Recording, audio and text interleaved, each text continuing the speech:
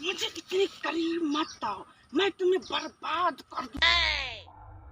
तो करो ना, अरे बर्बाद करो। ये भाई सब 2 साल से परेशान हो गया। करो बर्बाद, करो करो मुझे बर्बाद करो, करो मुझे बर्बाद। केहन इंसान के हम बोल दिलियै। देखियो ई छोरा के हम ट्राई करे छे, लेकिन ई छोरा पटे कि नहीं पटे, लेकिन ई छोरा चांसे नहीं दे, नहीं पटे के चांस। लेकिन है सुनु सुनु सुनु, कथी कहै छै, हम एहन लड़की नहीं छिए हम ककरो बर्बाद कर देबे।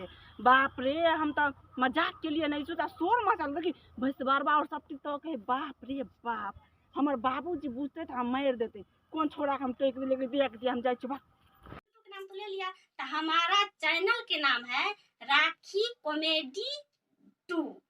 तो दोस्तों जाइए सब्सक्राइब कर लीजिएगा।